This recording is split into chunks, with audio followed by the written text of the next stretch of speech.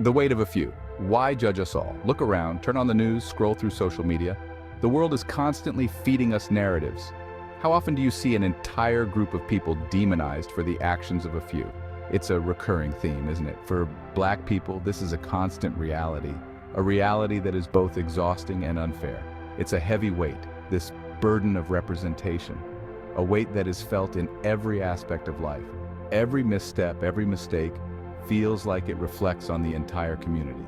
But why? Why should one person's actions define us all? Why are we held collectively responsible when others are not? This double standard is glaring and unjust. This isn't about denying accountability. It's about fairness. It's about understanding that every individual deserves to be judged on their own merits. It's about recognizing that judging individuals based on their race, rather than their actions, is the very definition of prejudice. Prejudice that has no place in a just society. We are not a monolith. We are a tapestry of diverse experiences and talents. We are individuals with our own stories, our own struggles, our own triumphs. Each of us is unique, with our own path to walk. It's time to dismantle this harmful narrative, a narrative that has caused so much pain and division. It's time to see us, not as a reflection of our worst moments, but as individuals worthy of respect, dignity, and the presumption of innocence. It's time for change. Take the case of Lil Durk, a successful rapper who often speaks about the harsh realities of his past. His music is a reflection of the life he has lived and the struggles he has faced. He's open about his struggles, about the violence he's witnessed and experienced, and now he's accused of committing a murder for hire. And yet Black people are supposed to take responsibility for something that he and his people chose to do.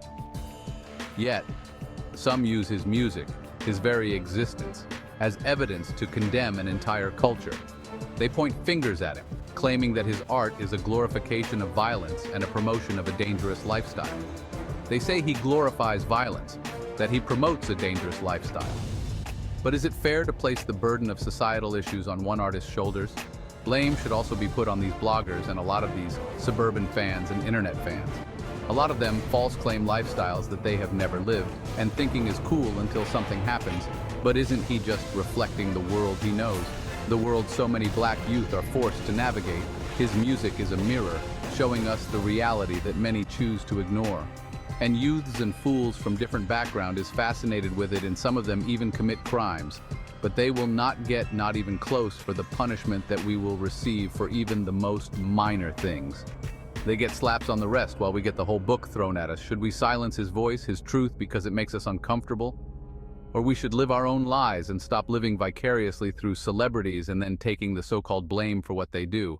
Because a lot of people in modern society have that problem of living through celebrities, and then when cases like this happen, then it's all we Black people need to do better. Man, that has nothing to do with me. That man got his own mind and he chose to do that. He decided to listen to those idiot fans and do this foolishness. King Von got himself killed trying to jump that other man, and yes, they were trying to jump him, but I don't care what cheerleaders and fans got to say. Or should we listen, learn, and work to change the conditions that breed such despair? The issues he raps about are not just his. They are the issues of countless others who share his experiences. And before I forget, the same with the Big Meech situation. It's good that the man is free, but at the same time, what he has going on has nothing to do with us Black people trying to live our lives, and people are trying to praise it, talking about where's the party.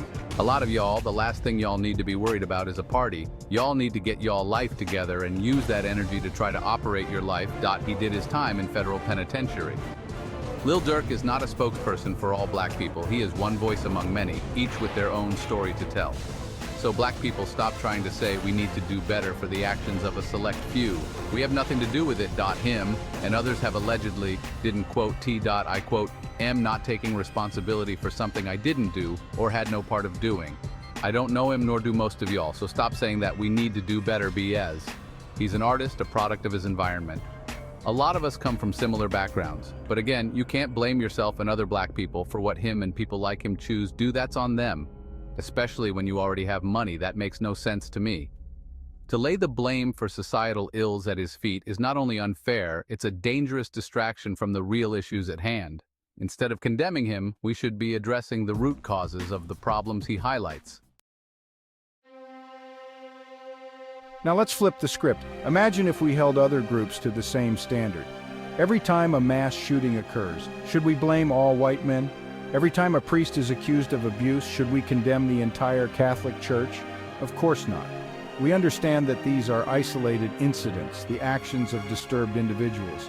We don't paint entire communities with the same brush. So why is it different for Black people? The answer, uncomfortable as it may be, lies in the deeply ingrained racism that permeates our society. It's easier to believe the stereotype, to perpetuate the narrative of Black criminality, than to confront the systemic inequalities that contribute to these complex issues. Section 4: United we stand, divided we fall, nor do we. Another harmful narrative is the idea that Black people don't work together. This couldn't be further from the truth. We have a long and storied history of collective action, of fighting for our rights, of uplifting our communities.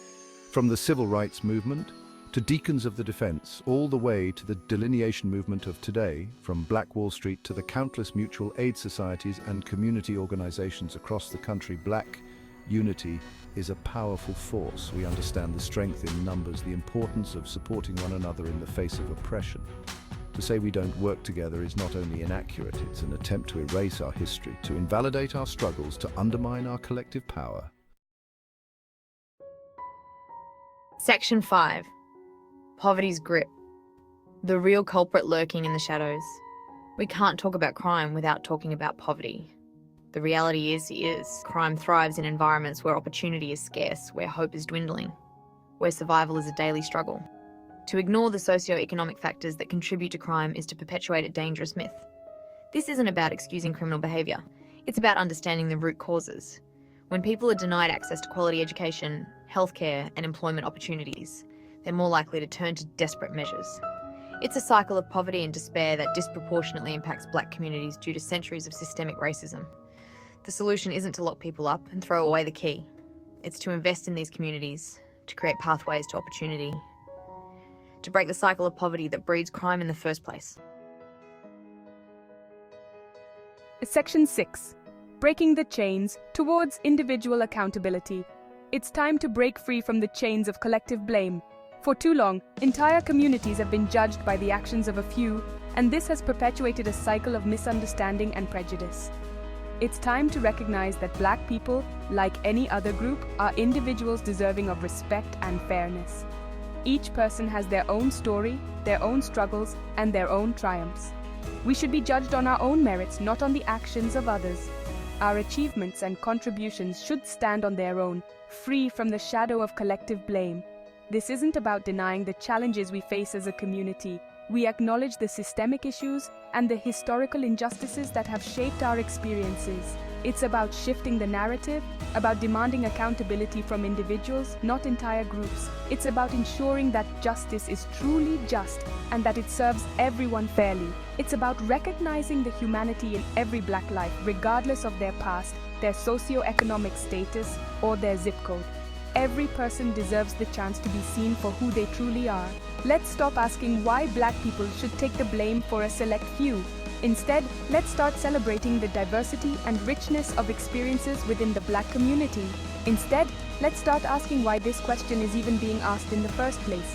Why do we continue to hold entire communities accountable for the actions of individuals?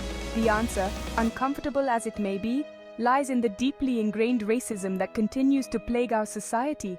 This racism distorts our perceptions and fuels unjust practices. It's time to confront this reality head-on and work towards a future where individuals are judged on their character, not on the color of their skin. Together, we can build a society that values each person for their unique contributions and inherent worth.